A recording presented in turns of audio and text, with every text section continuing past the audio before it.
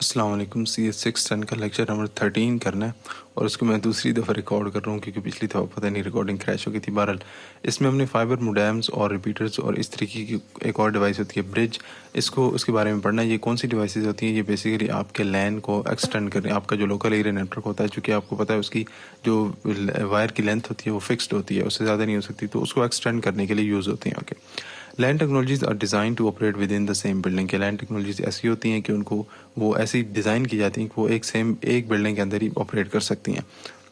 However, most companies और institutions have offices located far apart from each other। कहते हैं कि ऐसा आम तौर पे ऐसा होता है कि जो आपकी कुछ इंस्टीट्यूशंस होते हैं या कंपनीज होती हैं, उनकी जो ऑफिसेज होते हैं वो मल्टीपल ऑफिस होते हैं और वो एक दूसरे से दूर जो है वो लोकेटेड होते हैं। तो डिस्टेंस लिमिटेशन है लैन डिज़ाइन के। लैन डिज़ाइन का डिस्टेंस लिमिटेशन क्या है? The maximum cable length of a LAN is fixed, ठीक है, because the electric signal level gets weaker as it travels. हाँ जी, वो कहता है ये है कि आपकी जो लैन की केबल होती है उसकी जो लेंथ होती है उसको फिक्स इस वजह से रखा जाता है क्योंकि जो इलेक्ट्रिकल सिग्नल उसमें चलता है ना, वो अगर ज़्यादा फासले पे ट्रैवल करेगा तो वो वीकर होता जाता है और वो एक टाइम पे जाके बिल्कुल ही ख़त्म हो जाता है। तो ये कोई इन्होंने जानबूझ के नहीं रखा कि 500 मीटर इसको फॉर एग्जांपल अगर रखी है तो 500 मीटर रखनी है, नहीं। उसकी एक रीज़न यही है कि इलेक्ट्रिकल सिग्नल चूँकि उसमें ट्रैवल करता है और वो जैसे जैसे जितना ज़्यादा डिस्टेंस ट्रैवल करेगा वो उतना वीक होता जाता है, तो इस वजह से इसकी केबल को फिक्स रखा जाता है। The delays must be short to allow access mechanism CSMACD token passing etc work properly. के जो डिलेज होते हैं, ठीक है, आपकी केबल अगर ज़्यादा लेंथ होगी तो उससे क्या होगा, डिले भी ज़्यादा होगा, ठीक है। तो कहता है कि जो हमारे एक्सेस मैकेनिज्म के हमने पढ़े थे ना, जो जितनी मैकेनिज्म CSMACD पढ़ा था, CSMACA और इस तरीके की टोकन पासिंग और भी जितनी चीज़ें कि उनको अगर आपने सही से उन्होंने वर्क करना है ना, तो इसके लिए ज़रूरी है कि आपकी डिलेज जो है वो शॉर्ट से शॉर्ट होनी चाहिए। ओके, तो केबल की लेंथ अगर हम खुद से बढ़ाएंगे तो उसका एक नुकसान ये भी हो सकता है कि जो डिले हैं वो ज़्यादा हो जाएंगे। Okay, however in most cases a LAN needs to be extended लेयर distances than the maximum cable length limit के। कहते हैं कि आम तौर पे तो हमें ऐसा चाहिए होता है कि जो लैन है उसको हम एक्सटेंड कर सकें, उसकी जो मैक्सिमम केबल लेंथ की लिमिट है ना उससे ज़्यादा एक्सटेंड कर सकें, क्योंकि हमें उसका यूज़ मतलब आमतौर पे वैसे होता है। अच्छा, LAN extensions. Several techniques extend diameter of LAN medium की कुछ ऐसी टेक्निक्स हैं मल्टीपल जिनको हम यूज़ करके लैन को अपने को एक्सटेंड कर सकते हैं। In this purpose most techniques use additional hardware, ठीक है, कि इस मकसद को हासिल करने के लिए ज़्यादातर जो टेक्निक्स हैं उनमें एडिशनल मतलब एक्स्ट्रा हार्डवेयर की कोई डिवाइसेस लगाई जाती हैं, उन्हीं के बारे में हमने पढ़ना है। लैन सिग्नल्स रिलेट बिटवीन लैन सेगमेंट्स, को आपकी लैन के जो सिग्नल्स होते हैं वो रिले करते हैं बिटवीन लैन सेगमेंट। मतलब एक जो लैन सेगमेंट होता है ना, लैन सेगमेंट बोलते हैं जो आपकी मैक्सिमम केबल लेंथ है ना लैन की, आपकी जो भी टेक्नोलॉजी है उसकी मैक्सिमम केबल लेंथ जो है उसको, उस एक वायर को हम क्या बोलेंगे कि ये एक लैन सेगमेंट है। तो वो कह रहे हैं कि जो आपके लैन सिग्नल होते हैं ये मैक्सिममली उस लैन सेगमेंट के दरमियान रह सकते हैं बस। Resulting mix technology stage with in original engineering constants while spanning greater distances. के जो आपकी इससे फिर हम लैन एक्सटेंशन को जब यूज़ करेंगे ना, तो हमारे पास जो मिक्स टेक्नोलॉजी रिजल्ट में आएगी उसका फ़ायदा ये होगा कि वो एक तो ओरिजिनल इंजीनियरिंग कॉन्स्टेंट्स के अंदर होगी, मतलब जो जिन रूल्स पे लैन को डिज़ाइन किया गया उन रूल्स के अंदर होगी, लेकिन उसके साथ साथ वो जो है ज़्यादा डिस्टेंस पे फैल जाएगी। ओके, फाइबर ऑप्टिक एक्सटेंशन क्या है? तो ये सबसे पहली टेक्निक है। इसमें होता यह है कि आपके पास यहाँ पे फॉर एग्जांपल एक कंप्यूटर है, ठीक है, तो उसके पास यहाँ पे एक डिवाइस लगा देते हैं जिसको फाइबर मोडेम बोलते हैं, और फिर इस केबल को आप जितने लेंथ पे ले जाओ, ठीक है, यहाँ पे लिखा हो कि क्रॉस सेवरल किलोमीटर, ठीक है, सेवरल किलोमीटर्स पे ले जाओ। फिर उसके बाद दूसरी साइड पे भी डिकोडिंग के लिए भी एक फाइबर मोडेम लगी होगी और यहाँ पे आपकी इथरनेट हब है, ठीक है। हब आपको पता है एक सेंट्रल डिवाइस थी हमारी। तो बेसिकली इसमें हो ये रहा है कि आपके पास लॉन्ग डिस्टेंस पे एक कंप्यूटर पड़ा हुआ था, उससे आपके हब से बहुत दूर, तो उसको आपने डायरेक्ट कनेक्ट किया एक फाइबर मोडेम से। फिर उस फाइबर मोडेम के साथ आपने एक बहुत लंबी ऑप्टिकल फाइबर की जो है केबल लगा दी, और दूसरी साइड पे इथरनेट हब के साथ कनेक्ट करने के लिए फिर एक और मोडेम लगाई, और जो है उस मोडेम को डायरेक्ट कनेक्ट कर लिया हब से। अब बेसिकली ये जो फर्स्ट मोडेम है ये एनकोड करेगी सिग्नल्स को, और ये दूसरी है ये डी कोड करेगी। ये कैसे होगा? तो इसमें सिंपल सा प्रोसेस ये है कि the fibre modem converts digital data into pulses of light. कि जो फाइबर मोडेम यहाँ पे जो इनकोडिंग करेगी ना, तो वो डिजिटल डाटा को क्या करेगी, पल्सेस ऑफ लाइट में चेंज कर देगी। Then transmits over the optical fibre, ठीक है। फिर उसको फाइबर ऑप्टिकल फाइबर, ये जो केबल इस पे ट्रांसमिट कर देगी। It also receives light and converts into digital data. यहाँ पे दूसरी साइड पे क्या होगा कि इसको लाइट रिसीव होगी तो उसको फिर वो वापस से डिजिटल डाटा में कन्वर्ट कर देगी। तो ये इसका सिंपल सा प्रोसेस है कि डिजिटल डाटा को लाइट सिग्नल में कन्वर्ट करना और फिर लाइट सिग्नल को डिजिटल डाटा में वापस कन्वर्ट करना, ठीक है, encoding and decoding. Okay, this mechanism will successfully extend the optical fibre across several kilometres because delays on optical fibre are very low and bandwidth is very high. कहते हैं कि ये वाला जो मैकेनिज्म है ना फाइबर ऑप्टिक वाला, इससे हम अपनी लैन को अक्रॉस सेवरल किलोमीटर्स तक एक्सटेंड कर सकते हैं, ठीक है, मतलब बहुत ज़्यादा एक्सटेंड कर सकते हैं।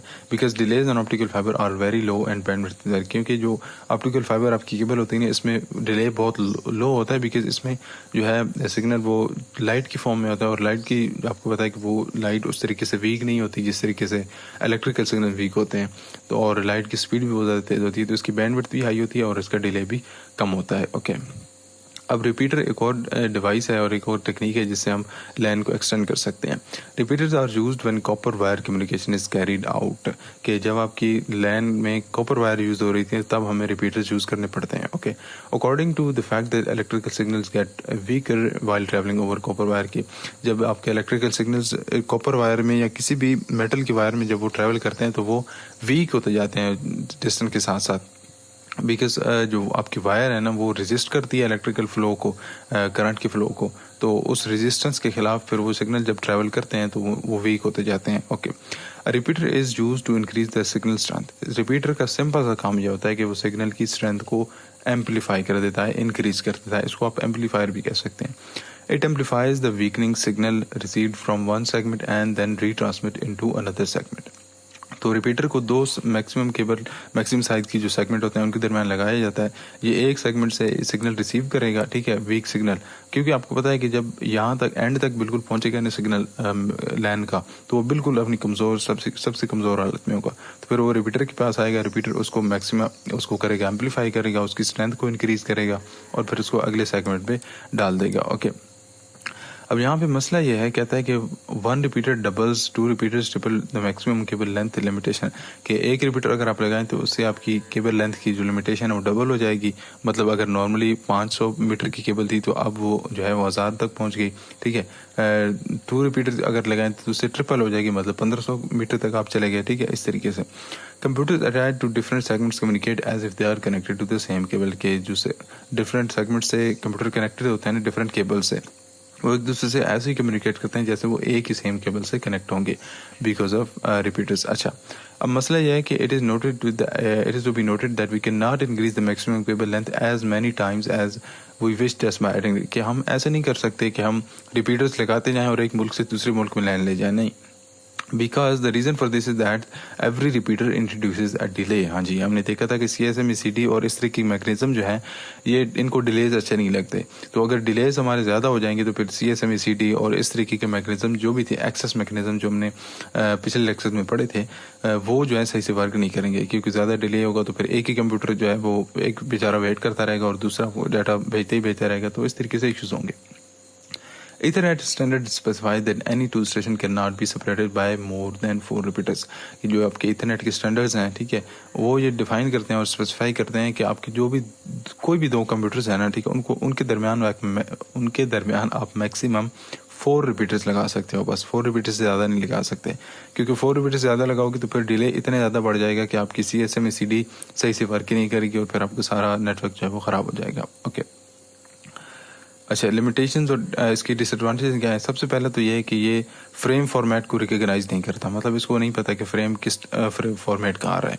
Okay, they just amplify and retransmit the electrical repeaters ना। इसको CS601 में जब हमने पढ़ा था तो उसमें इन्होंने लिखा था कि ये डम डिवाइसेस हैं। डम डिवाइस है कि इनके पास जो भी सिग्नल जैसी भी हालत में आता नहीं है उसको उठा के और एम्पलीफाई करके आगे फॉरवर्ड कर देते हैं, ठीक है। अब यहाँ पे वो कहता है कि इफ अ कोलिजन और एरर अकर्स के in a one segment repeaters amplify and retransmit also the error on this, के अगर एक फॉर एग्जांपल यहाँ पे करंट आ रहा था ना, ठीक है, तो फॉर एग्जांपल हम यहाँ पे कहते हैं कि यहाँ से कोई जो डाटा आ रहा था वो क्या था, एरर था उसमें, तो वो रिपीटर के पास आया, रिपीटर ने उसको एज इज आगे फॉरवर्ड कर दिया, ठीक है, फिर इस रिपीटर ने भी उसको एज इज आगे फॉरवर्ड कर दिया।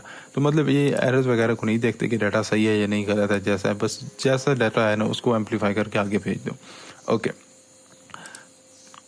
इसके अगेंस्ट जो ब्रिजेस होते हैं वो स्मार्ट डिवाइसेस होती हैं और उनमें प्रॉपर एक सिस्टम होता है चीज़ों को मैनेज करने का, ठीक है। तो रिपीटर्स के अगेंस्ट क्या है, ब्रिजेस है। अब bridges hardware device also use to connect to LAN segments to extend a line, ठीक है, टू एक्सटेंड अ लाइन के जो ब्रिज है ये भी एक डिवाइस है, ठीक है, जो कि यूज़ की जाती है आपके लैन सेगमेंट्स को एक्सटेंड करने के लिए।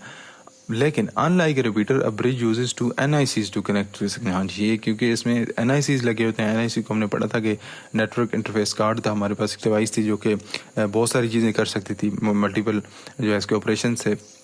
तो रिपीटर जो है वो सिंपली एम्पलीफायर है और जो ब्रिज है उसमें बाकायदा आपके दो एनआईसीज लगे होते हैं, ठीक है, टू कनेक्ट टू सेगमेंट्स। क्योंकि एक जो रिपीटर है या कोई भी जो एक्सटेंडिंग डिवाइस है ना, वो जाहिर सी बात है मैक्सिमम दो केबल से ही कनेक्ट होगी ना। एक केबल उसके अंदर आएगी और यहाँ पे वो डिवाइस होगी और फिर आगे एक केबल उससे आगे कनेक्ट होगी। तो वो ये कहता है कि आपकी जो ब्रिजेस हैं, ठीक है, ये क्या करते हैं कि it listens to all traffic and recognises frame. हाँ जी, ये सबसे पहले तो गौर से देखता है कि कौन से फ्रेम्स आ रहे हैं और उनकी किस टाइप की फ्रेम है, उनका फॉर्मेट क्या है, उसमें जो है वो CRC यूज़ हो रही है या कोई और एरर डिटेक्शन की जो टेक्निक है वो यूज़ हो रही है, इस तरीके से। It also forwards only correct complete frames and discards the collided and error frames. इसका ये भी जो हमारा मसला था ब्रिज के साथ वो भी ख़त्म हो गया कि जो रिपीटर के साथ था, ब्रिज क्या करता है कि सिर्फ करेक्ट जो कंप्लीट फ्रेम्स होते हैं उनको आगे फॉरवर्ड करता है और जो कोलाइडेड फ्रेम्स होते हैं या जिन ऐसे फ्रेम्स जिनमें एरर होता है उनको वो डिस्कार्ड कर देता है, छोड़ देता है, स्किप कर देता है। A typical bridge has two NICs, a CPU, a memory and a ROM. It only runs the code stored in its ROM. ये जो आपका टिपिकल ब्रिज होता है उसमें प्रॉपर मतलब एक पूरा सिस्टम होता है कि उसके अंदर सबसे पहले दो NICs होते हैं, ठीक है, फिर उसका अपना एक CPU होता है, एक मेमोरी, इस मेमोरी से मुराद है रैम, और फिर एक उसकी अपनी स्टोरेज होती है जिसको रोम बोलते हैं। It only runs code stored in its ROM के जो आपकी कोड है इसके जो रोम में स्टोर होता है ना उसको सिर्फ उसको रन करता है। ओके, अच्छा, अब ब्रिज जो है फ्रेम फिल्टरिंग का काम करता है और फ्रेम फिल्टरिंग हमने पहले भी देखी थी, नेटवर्क एनालाइजर के नाम से हमने एक टॉपिक पढ़ा था, उसमें भी कुछ इस तरह की चीज़ें थी। कहता है कि the most important task bridge perform is frame filtering if both the source and destination are on the same segment it does not for the frame to the other segment. कि अगर आपके दो कंप्यूटर्स हैं ना, ठीक है, ये हमारी मैक्सिमम केबल की लेंथ है और एक कंप्यूटर यहाँ पे कनेक्ट है और एक यहाँ पे कनेक्ट है, ठीक है। तो अब क्या है कि वो कहता है कि अगर वो दो कंप्यूटर्स एक ही सेम सेगमेंट पे है ना, ठीक है, तो वो फ्रेम्स को जो है वो अगले सेगमेंट में मतलब अगली केबल पे फॉरवर्ड ही नहीं करता, मतलब बेसिकली जो है कि ब्रिज कुछ भी नहीं करता। ओके, अगर दो कंप्यूटर एक ही केबल में, it is not forward the frame to the other segment. A frame is forward to the other segment if it is destined to the segment. कहता है कि एक फ्रेम को सिर्फ इसी सूरत में फॉरवर्ड किया जाएगा अगर उसके अंदर जो डेस्टिनेशन एड्रेस है ना वो किसी ऐसे कंप्यूटर का है जो कि किसी दूसरी केबल से कनेक्ट है। Broadcast and multicast frames are also forwarded, कि ब्रॉडकास्ट और मल्टीकास्ट के जो फ्रेम्स हैं उनको भी ये फॉरवर्ड करते हैं। Okay, a bridge keeps a list of each segment that consist of physical addresses of the computer attach to the segment. कहता है कि इसमें इसके पास ना हर सेगमेंट की, हर केबल की एक लिस्ट होती है जिसमें उन सारे कंप्यूटर्स के एड्रेसेस होते हैं जो कि उस मखसूस एक केबल से कनेक्ट होते हैं। In this way bridge knows on which segment destination computer is attach. इससे फिर इसको ब्रिज को पता चलता है कि अच्छा जी ये वाला जो डेस्टिनेशन है ना कंप्यूटर, ये कौन से सेगमेंट के साथ कनेक्ट है। Most bridges are self learning bridges. Bridges हैं इनको ऐसे कोड किया जाता है, इनको ऐसे प्रोग्राम किया जाता है कि ये सेल्फ लर्निंग होते हैं।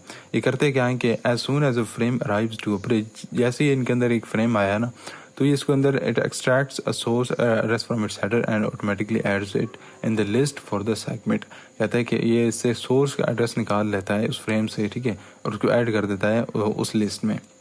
In this way bridge builds up address list, ठीक है, इस तरीके से फिर जो ब्रिज है ये अपनी एड्रेस लिस्ट जो है वो बिल्ड करता है। तो बेसिकली इसको ये जो लिस्ट होते हैं इसको एड्रेस टेबल बोलते हैं और इस एड्रेस टेबल में इस तरीके से जो है मतलब आपके सारे केबल के साथ जितने भी कंप्यूटर कनेक्ट होते हैं ना उनके एड्रेसेस जो है वो लिखे जाते हैं। तो यहाँ पे इसने वैसे एक फिगर के तौर पे बताया कि लेट्स से कि सबसे पहले आपका ब्रिज जो है वो बूट हुआ, ठीक है, तो उसमें सेगमेंट 1 की जो लिस्ट है वो भी खाली है और सेगमेंट 2 की भी लिस्ट जो है वो खाली है।